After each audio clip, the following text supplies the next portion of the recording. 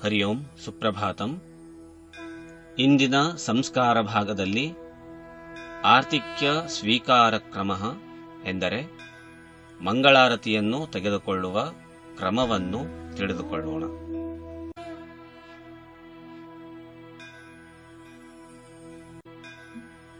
ಶ್ಲೋಕವು ಹೀಗಿದೆ: ಆರ್ತಿಕ್ಯ ಗ್ರಹಣೆ ಕಾಲೇ ಏಕಹಸ್ತೇನ ಯೋಜಯೇತ್ ಯದಿ ಹಸ್ತದ್ವಯೇನೈವ ಮಮ ದ್ರೋಹಿ ನ ಸಂಶಯಃ.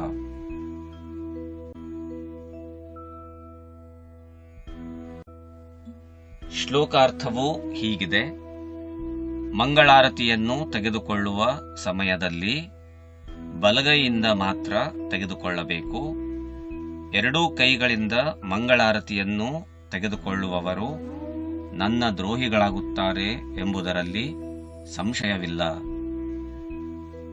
ವರಾಹದೇವರು ತನ್ನ ಪತ್ನಿಗೆ ಈ ವಿಷಯದ ಬಗ್ಗೆ ಅರುಹುತ್ತಾರೆ. ಆರತಿಯನ್ನು ಮೊದಲು ತಲೆಗೆ ತೆಗೆದುಕೊಂಡು ನಂತರ ನಾಭಿಯ ಎಡಭಾಗದಲ್ಲಿ ತೆಗೆದುಕೊಳ್ಳಬೇಕು. ಶಿರದಲ್ಲಿ ಇರುವ ಅಮೃತವನ್ನು ಹೃದಯಕ್ಕೆ ತಂದು ಹೃದಯದಲ್ಲಿರುವ ಅಗ್ನಿಯನ್ನು ನಾಭಿಯ ಎಡಭಾಗದಲ್ಲಿ ಇರುವ ಪಾಪಪುರುಷನಲ್ಲಿ ಸುಡಬೇಕು. ಆಗ ನಮ್ಮ ಶರೀರ ಶುದ್ಧವಾದಂತೆ ಎಂಬ ವಿಷಯವನ್ನು ವರಾಹದೇವರು ಹೇಳಿರುತ್ತಾರೆ.